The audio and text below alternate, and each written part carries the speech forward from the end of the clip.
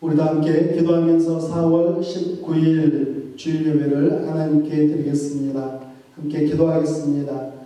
살아계신 주 하나님 아버지, 저희들을 예수 그리스도의 피로 구원하여 주시고 하나님의 자녀 삼아 주심에 감사와 찬양을 드립니다. 오늘 이 시간 저희들의 찬양과 예배 가운데 임하여 주시고 영광받아 주시옵소서. 살아계신 하나님, 이 땅을 긍휼히 여겨주시고 병든 자에게 치유함을, 연약한 자에게 강건함을 허락하여 주시옵소서. 예수님의 이름으로 기도합니다. 아멘.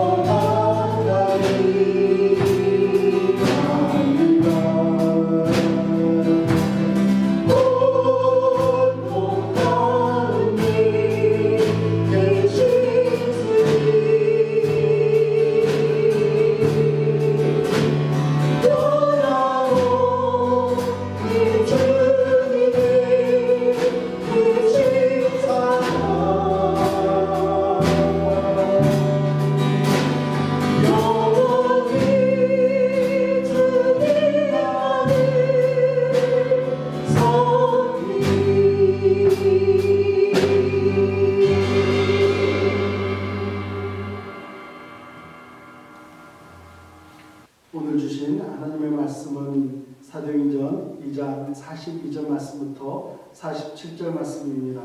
우리 다 함께 하나님의 말씀 공독하겠습니다. 그들이 사도의 가르침을 받아 서로 교제하고 떡을 떼며 오로지 기도하기를 힘쓰니라. 사람마다 두려워하는데 사도들로 말미암아 기사와 표적이 많이 나타나니 믿는 사람이 다 함께 있어 모든 물건을 서로 통용하고 또 재산과 소유를 팔아 각 사람의 필요를 따라 나눠주며 날마다 마음을 같이하여 성전에 모이기를 힘쓰고 집에서 떡을 떼며 기쁨과 순전한 마음으로 음식을 먹고 하나님을 찬미하며 또 온 백성에게 칭송을 받으니 주께서 구원받는 사람을 날마다 더하게 하시니라. 아멘. 우리 이 시간 함께 기도하고 하나님 앞 말씀을 나누겠습니다. 살아계신 하나님 아버지, 오늘 시간 하나님의 말씀을 나눌 수 있도록 은혜 베풀어 주심에 감사를 드립니다. 오늘 이 예배를 위하여서 하나님 특별히 자원하는 심령으로 구별하여 하나님 앞에 드리는 성도들이 있습니다. 감사의 헌금으로 드리는 사랑하는 성도들, 하나님 그들의 삶 가운데 감사의 제목들이 더욱더 풍요로워지게 하여 주시옵소서. 또한 살아계신 하나님 아버지, 이 어려운 시기에 하나님 땀 흘려 일하며 하나님 앞에 10분의 1을 구별하여 드리는 사랑하는 성도들, 하나님 그들의 삶을 하나님께서 기억하여 주시고 하늘의 창고와 이 땅에서의 창고를 하나님 채워주시며 하나님 넉넉히 쓰고도 남음이 있도록 은혜 베풀어 주시기를 간절히 소망합니다. 하나님 주정헌금과 여러 가지 제목으로 드리는 사랑하는 손길들, 하나님께서 그 제목들을 기뻐 받아주시며 하나님을 더욱더 사모하며 즐거워하는 삶을 살아갈 수 있도록 은혜 베풀어 주시옵소서. 오늘 시간 하나님의 말씀을 나눌 때에 우리 하나님께서 영광 받아주시며 은혜 충만케 하여 주시기를 간절히 소망하며 예수님의 이름으로 기도합니다. 아멘. 여러분, 정상과 비정상을 구분하는 차이는 어디에 있겠습니까? 물리적인 세계에서는 중력의 법칙을 많이 기준으로 삼고 있습니다. 테니스 공을 놓았을 때에 땅으로 떨어지게 되면 그것은 정상입니다. 그러나 떨어지지 않고 공기 중에 머물러 있다면 비정상이라고 이야기할 것입니다. 일상생활 속에서는 다소 차이가 있을 수 있습니다. 왜냐하면 각 개인들이 경험하는 그 차이가 서로 다르기 때문입니다. 제한속도가 55마일인 도로에서 운전을 할 때 어떠한 분은 8마일이나 9마일이 넘어도 정상적인 운전이라고 이야기하시는 분들이 있습니다. 그러나 어떤 분은 제한속도가 정확히 맞춰졌을 때 그것이 바로 정상이다라고 이야기하시는 분도 있습니다. 어떠한 분은 안전을 위해서 5마일을 줄여 50마일로 운전하는 것이 정상이라고 이야기하시는 분들도 있습니다. 국립국어원 표준국어대사전을 보면 정상을 이렇게 정의합니다. 특별한 변동이나 탈이 없이 제대로인 상태. 지금 우리 인간의 삶 속에 깊이 침투해 있는 코로나 바이러스가 만연한 이 상황은 분명 비정상적인 삶에 해당이 됩니다. 오늘 우리가 함께 읽은 말씀, 가장 정상적인 교회의 모습 그리고 가장 정상적인 성도들의 모습을 보여주고 있습니다. 오늘은 최초의 교회였고 가장 교회다운 교회였던 예루살렘 교회를 통해 두 가지 교훈을 나누고자 합니다. 첫 번째는 하나님의 말씀을 간절히 사모하며 살라라고 우리에게 가르쳐 줍니다. 42절 말씀을 보면 그들이 사도의 가르침을 받아 서로 교제하고 떡을 떼며 오로지 기도하기에 힘쓰니라고 말씀하고 있습니다. 예루살렘 교회 성도들은 사도들의 가르침을 가장 먼저 받았습니다. 3년 동안 예수님과 동행하고 예수님의 기적을 목격하고 십자가 사건과 부활 사건을 목격했던 사도들이 이 예루살렘 교회의 성도들에게 하나님의 말씀을 가르쳐 주었습니다. 가르침을 받는 그 성도들의 두 눈은 반짝거렸을 것입니다. 그들은 잠시도 사도들로부터 눈을 떼지 않고 말씀을 받아들였습니다. 그들의 귀는 사도들에게 집중되어 있었습니다. 사도들이 전해주는 그 복음을 귀 기울여서 말씀을 듣고 또한 그 말씀을 가슴에 새기며 살아갔었습니다. 그들은 생업을 포기한 사람들이 아닙니다. 오히려 지금보다 더 힘들게 살아갔던 사람들이었음이 분명합니다. 로마의 지배 아래 있었고 유대교도들의 핍박이 그들의 생명을 위협하고 있었기 때문에 그들은 우리가 살아가는 이 시대보다 더 어려운 상황이었습니다. 하루를 살아간다는 것은 쉽지 않은 일이었지만 이러한 상황 속에서도 그들은 하나님의 말씀을 간절히 사모했습니다. 하루 종일 열심히 일한 이후에도 저녁 시간과 밤 시간, 심지어 새벽 시간에 이르기까지 하나님의 말씀을 간절히 사모하면서 사도들로부터 가르침 받기를 즐거워했습니다. 그들에게 있어서 하나님의 말씀은 영적인 목마름을 해결해 주는 생수였고 또한 두려움에 가득 찬 세상을 헤쳐나가는 진리였고 보배였습니다. 사랑하는 성도 여러분, 우리는 행정명령에 따라서 5주째 함께 찬양하지 못하고 함께 모이지 못하고 있습니다.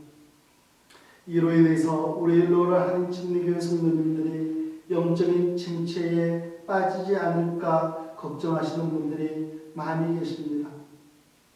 서로가 서로를 돕고 애쓰는 모습들이 목격되기도 하고 들려오는 그런 상황입니다.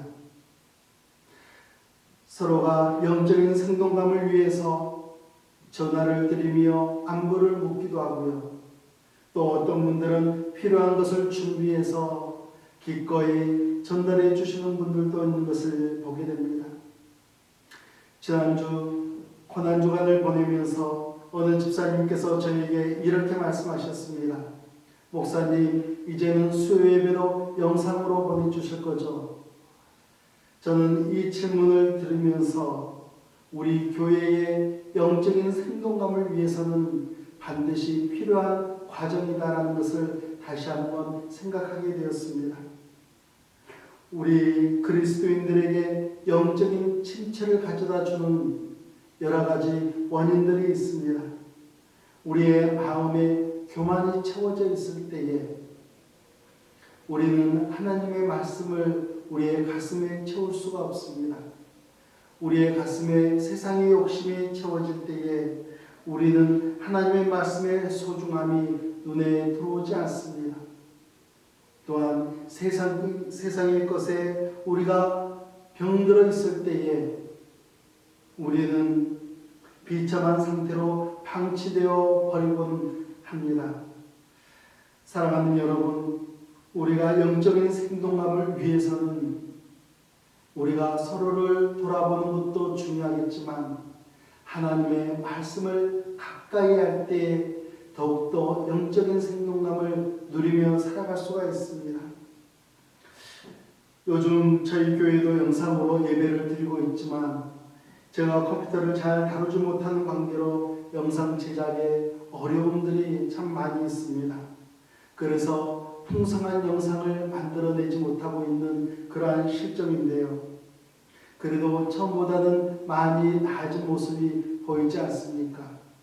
앞으로 좀 더 나아질 거라는 예상을 해봅니다. 영상 예배이긴 하지만 여러분과 제가 더 간절한 마음으로 하나님의 말씀에 귀를 기울였으면 좋겠습니다. 성도는 하나님의 말씀을 가까이 할 때에만 영적인 생동감을 누릴 수 있고 또한 우리가 풍요로운 영적인 삶을 살아갈 수가 있는 것입니다. 두 번째로는 하나님의 사랑을 풍성히 나누며 살아라고 우리에게 가르쳐 줍니다. 예루살렘 교회는 예수 그리스도의 복음으로 인해서 많은 사람들이 주님께로 돌아왔던 교회입니다. 그 가운데에는 물질적으로 여유가 있는 분들도 돌아왔지만 어떠한 분들은 한 끼 식사를 해결하기 위해 도움이 필요했던 사람들도 있었고 잠을 자기 위해서는 담요 한 장이 필요했던 그러한 사람들도 있었습니다. 이렇게 어려운 분들에게 모든 필요가 풍족하게 충족될 수 있었던 것은 예루살렘 교회 성도들이 하나님의 말씀을 간절히 사모했을 뿐만이 아니라 하나님의 말씀에 대한 은혜를 알고 그 은혜를 서로 나누고자 했던 그런 마음이 가득했기 때문에 그렇습니다. 코로나 바이러스로 인해서 많은 분들이 어려움에 처해 있습니다. 그리고 병원을 포함한 많은 사업장이 어려움에 처해 있습니다. 교회에도 예배일 수는 없습니다. 메릴랜드와 버지니아 이 지역만 들여다보더라도 렌트비를 지불하지 못하는 교회들이 참 많이 있는데요. 버지니아의 한 교회에서는 렌트비를 지불하지 못하는 50여 개의 지역교회를 선정해서 2달간 지원하기로 했다는 그런 공고가 올라왔습니다. 신청을 마감했을 때에 예상했던 것보다 20%가 초과한 60여 교회가 지원을 했다고 합니다. 그런데 이 교회 구제위원회에서는요, 이 모든 교회를 다 지원하기로 2달 동안 그렇게 지원하기로 결정을 했다고 합니다. 또 어떤 단체에서는 의료진들을 위해서 기금을 조성하고 마스크를 전달했다는 그런 소식도 있었습니다. 저는 저희 교회에도 박수를 보내드리고 싶습니다. 대외적이지는 않지만은 그래도 성도님들을 사랑해서 건강과 안전을 생각해서 무료로 마스크를 섬겨주셨던 일들에 참 큰 감사를 드립니다. 그리고 외부의 도움을 구하기보다는 먼저 서로를 사랑하고 서로를 먼저 섬기고 싶어하는 마음들을 보여주시는 우리 교회 앞에 감사를 드립니다. 우리 45절 말씀 함께 읽겠습니다. 또 재산과 소유를 팔아 각 사람의 필요를 따라 나눠주며. 우리는 이 말씀을 나누기 전에 먼저 살펴야 할 것이 있습니다. 성경에 있는 많은 내용들 가운데 특별히 역사서나 또한 서신서의 내용일 경우에는 특별히 묘사와 처방으로 구성되어 있는 것을 보게 됩니다. 묘사라는 것은 믿음의 선배들이 이렇게 했다라는 것을 알려주는 것입니다. 그리고 처방이라는 것은 믿음의 선배들을 뒤따르고 있는 우리들에게 이렇게 하라고 권면해 주는 내용입니다. 우리가 주의할 것은 묘사된 내용을 마치 우리가 반드시 해야 되는 처방으로 생각하지 말라라는 것입니다.